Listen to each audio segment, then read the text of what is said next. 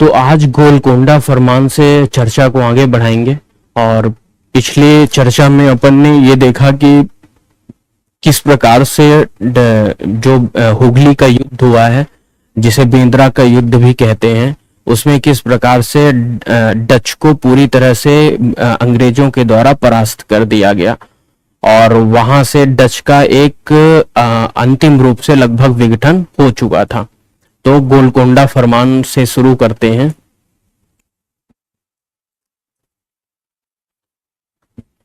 गोलकोंडा फरमान। तो गोलकोंडा फरमान एक ब्रिटिश के जो वृद्धि में एक महत्वपूर्ण सहायक के रूप में साबित हुआ, जिसमें गोलकोंडा के सुल्तान के द्वारा एक फरमान ईस्ट इंडिया कंपनी को जारी किया गया और उसमें कहा गया कि 500 पैगोडास प्रतिवर्ष के देने के स्थान पर ईस्ट इंडिया कंपनी को ये परमिशन दी जाती है कि वो गोलकोंडा के जो तटीय क्षेत्र हैं उन पर फ्री अपना व्यापारिक गतिविधियों को वो क्रियान्वित कर सकते हैं।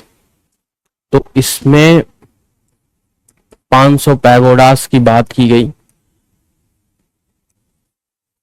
पैगोडास जो था वो उस समय गोलकोंडा की एक करेंसी हुआ करती थी। पैगोडास पर ईयर एंड ब्रिटिश जो थे उनको मुफ्त व्यापार की छूट मिली। तो गोलकोंडा के बाद जो ईस्ट इंडिया कंपनी थी वो मद्रास की ओर गई। मद्रास की ओर उसका विस्थापन हुआ और मद्रास में एक चंद्रगिरी के रूलर थे, उन्होंने ईस्ट इंडिया कंपनी को ये परमिशन दी कि वो अपना एक फोर्टिफाइड फोर्ट मद्रास में बना सकते हैं और ईस्ट इंडिया कंपनी के द्वारा फोर्टिफाइड फोर्ट बनाया भी गया, जिसको बाद में फोर्ट सेंट जॉर्ज के नाम से जाना गया। और बनने के पश्चात जो दक्षिण की व्यापारिक गतिविधियां थी ईस्ट इंडिया कंपनी को, उसका हेडक्वार्टर फोर्ट सेंट जॉर्ज को बना दिया गया। मद्रास। तो जो चंद्रगिरी के शासक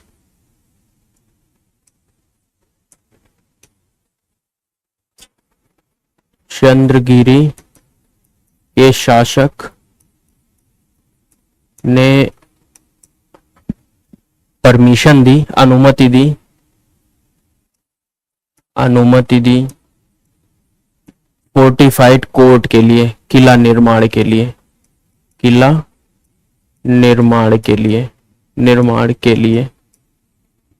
और वहां एक फोर्ट बनाया भी गया, एक किला बनाया भी गया और उसी किले को बाद में फोर्ट सेंट जॉर्ज के नाम से जाना जाता है।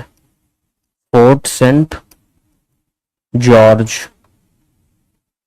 जॉर्ज के नाम से जाना जाता है और फोर्ट सेंट जॉर्ज को ही जो दक्षिण की व्यापारिक गतिविधियां थी ईस्ट इंडिया कंपनी की, उसका हेडक्वार्टर बनाया गया। इसको हेडक्वार्टर बना दिया गया दक्षिण की गतिविधियों का, दक्षिण की गतिविधियों की। तो ये मद्रास की कहानी थी और मद्रास के बाद जो ईस्ट इंडिया कंपनी थी वो उत्तर की ओर प्रस्थान की और उसने उड़ीसा के हरिहरपुरा और बालासोर में अपनी व्यापारिक कंपनियों की स्थापना की। हरिहरपुरा जो महानदी डेल्टा है वहां पे है और वहीं पे बालासोर है। इसके बाद उड़ीसा की ओर ईस्ट इंडिया कंपनी गई और हरिहरपुरा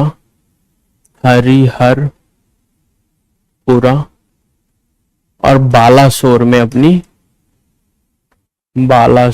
अपनी व्यापारिक कंपनियां व्यापारिक केंद्र बनाए। तो ये उड़ीसा की कहानी थी। उड़ीसा के बाद जो ईस्ट इंडिया कंपनी थी वो बंगाल की तरफ गई और बंगाल में उसने व्यापारिक गतिविधियों को शुरू करने के लिए काफी कोशिश की। और बंगाल के बारे में अलग से अपन डिस्कस करते हैं थोड़ा डिटेल में। बंगाल एक बहुत ही बड़ा और बहुत ही धनी प्रांत था मुगल अंपायर का, और इसमें ऐसा कहा जाता था कि जो बंगाल में व्यापारिक और राजनीतिक रूप से जो शासन का नियंत्रण रखेगा वो पूरे भारत में, भारत के अन्य क्षेत्रों में भी वो शासन रखने में ये सक्षम हो पाएगा। तो इस वजह से जो मुगल थे उनके लिए बंगाल काफी इम्पोर्टेंट था, और इसी महत्व के कारण ईस्ट इंडिया कंपनी भी बंगाल में अपनी व्यापारिक गतिविधियों को शुरू करने का प्रयास कर रही थी। और इसी प्रयास में 1651 में ईस्ट इंडिया कंपनी को एक ब्रेक थ्रू मिला, जब शाह शुजा जो वहां के तत्कालीन गवर्नर थे उन्होंने एक परमिशन दी, अनुमति दी ईस्ट इंडिया कंपनी को कि ईस्ट इंडिया कंपनी 3000 रुपए के बदले बंगाल के क्षेत्र में अपने व्यापारिक गतिविधियों को कर सकते हैं। तो शाह शुजा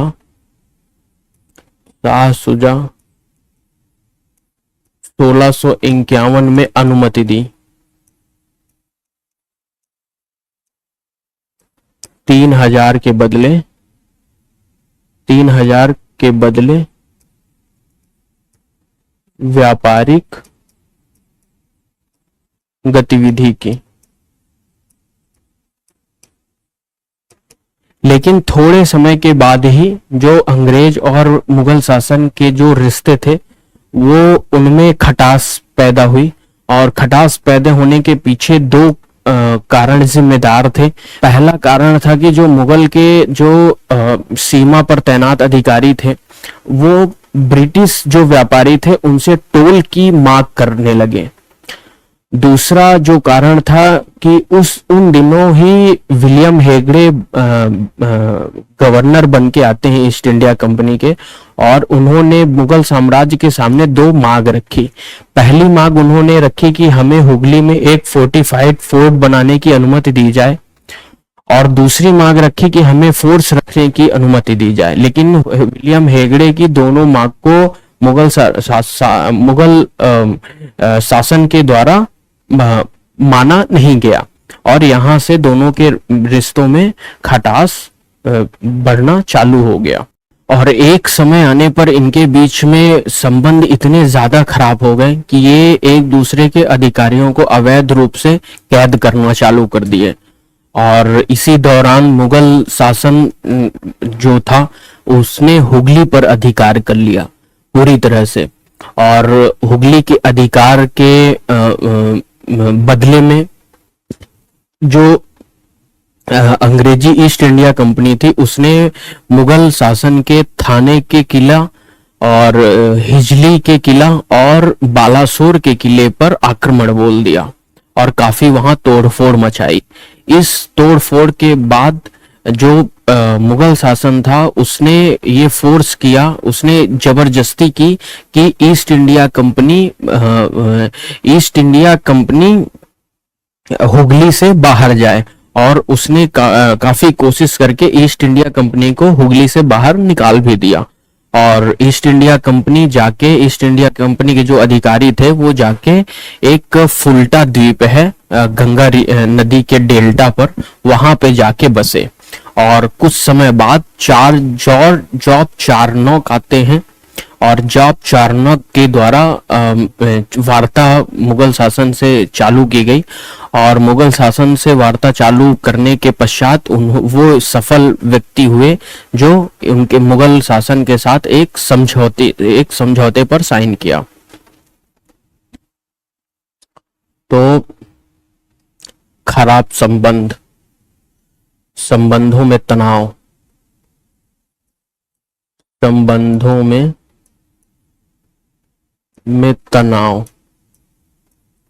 तो संबंधों में तनाव जैसा कि हमने कहा कि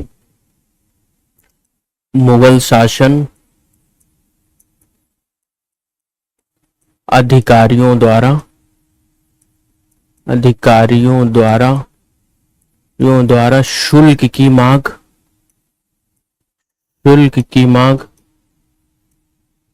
मांग और दूसरा विलियम हेगड़े की 2 विनती। विलियम हेगड़े की 2 रिक्वेस्ट। और पहली रिक्वेस्ट थी जिसमें फोर्टिफाइड फोर्ट की और दूसरी रिक्वेस्ट थी फोर्स रखने की, लेकिन दोनों मांगों को मुगल शासन के द्वारा माना नहीं गया और इसके बाद इनके बीच में टकराव चालू हुआ।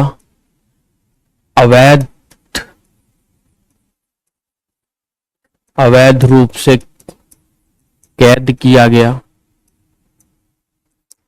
और मुगल शासन के द्वारा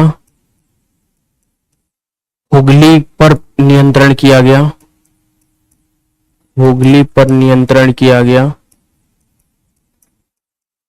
तो जब हुगली पर मुगल शासन के द्वारा नियंत्रण किया गया तो ईस्ट इंडिया कंपनी के द्वारा 3 मुगल शासन के जो किले थे वहां हमला किया गया। थाना का किला, हिजली का किला और तीसरा बालासोर के किले पर ईस्ट इंडिया कंपनी के द्वारा हमला किया गया। और ईस्ट इंडिया कंपनी के हमले के बाद मुगल शासन ने हुगली से ईस्ट इंडिया कंपनी को जाने के लिए दबाव डाला और ईस्ट इंडिया कंपनी फुल्टा एक आइसलैंड है, एक द्वीप है गंगा नदी के डेल्टा पर, वहां पे जाके ये कुछ दिनों तक रहे और इसके बाद चारनॉक आते हैं। अब जॉर्ज चारनॉक मुगल शासन से एक संधि करने में सफल हुए और उस संधि के द्वारा कहा गया कि जो ब्रिटिश हैं, ईस्ट इंडिया कंपनी जो है वो सूतानती को मुगल को देगी और जो मुगल हैं वो जो पहले की छूट को मान्य करेंगे, जो शाह शुजा के द्वारा दी गई थी कि 3000 रुपए वार्षिक के बदले जो ईस्ट इंडिया कंपनी है वो बंगाल के क्षेत्र में अपना व्यापार कर सकती है। तो इसी प्रावधान को फिर से इस संधि के द्वारा फिर से लागू किया गया। तो ये यहां तक का इतिहास था। इसके बाद 1698 में जो ईस्ट इंडिया कंपनी थी उसे यह अनुमति दी गई कि वो गोविंदपुरा, कालिकाता और सूतानती को उनके मालिकों से खरीद सके। यानी गोविंदपुरा,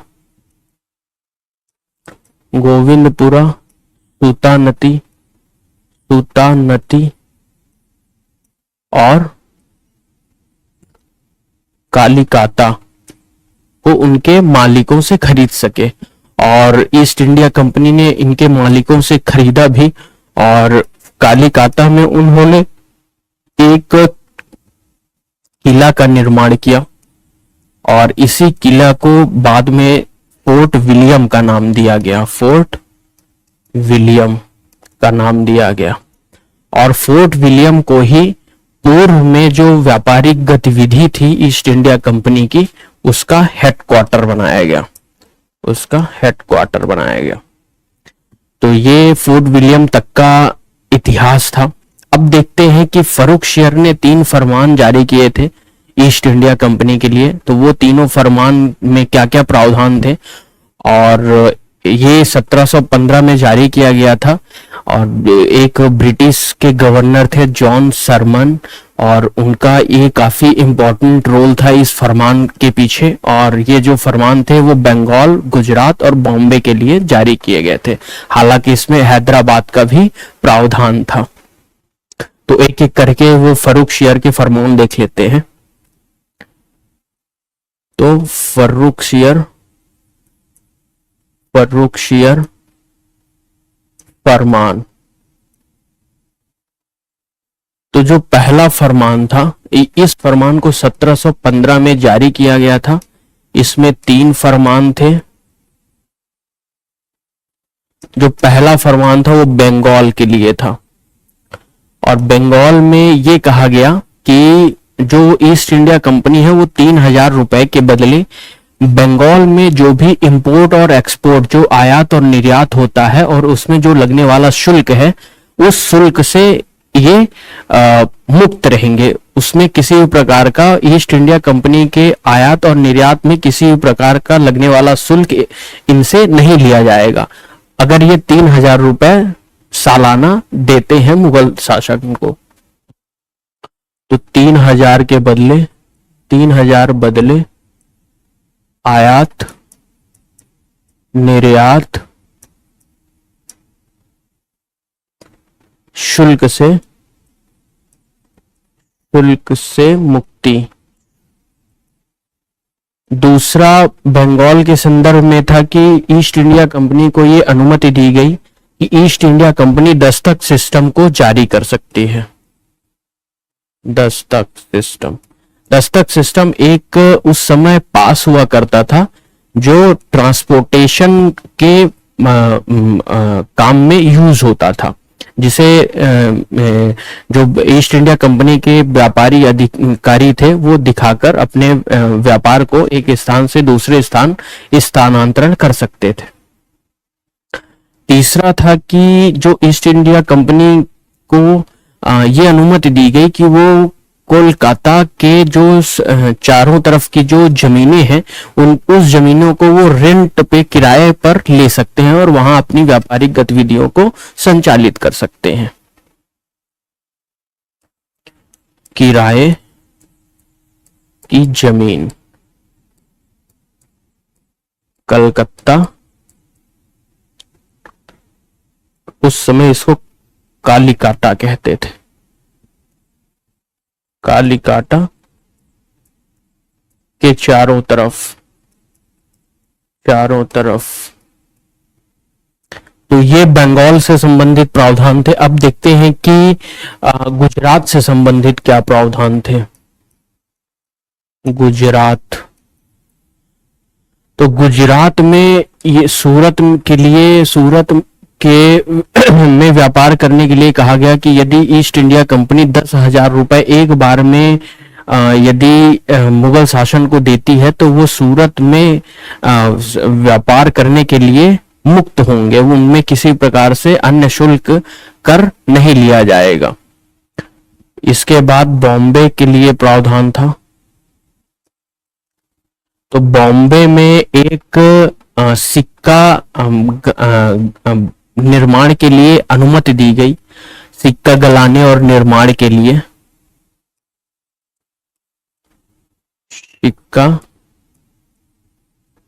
निर्माण केंद्र, और मुगल शासन का भी सिक्का निर्माण केंद्र बॉम्बे में था। और हैदराबाद के लिए भी ये कहा गया कि जो ईस्ट इंडिया कंपनी है वो मुक्त व्यापार अपना कर सकती है, मुक्त व्यापार। तो ये सारे प्रावधान थे जो फर्रुखशियर के फरमान है, और ये बहुत ही ज्यादा लाभान्वित साबित हुए ईस्ट इंडिया कंपनी के लिए, और ईस्ट इंडिया की यहाँ से काफी वृद्धि हुई। तो इस डिस्कशन में इतना ही है। नेक्स्ट डिस्कशन में अपन फ्रेंच से स्टार्ट करेंगे।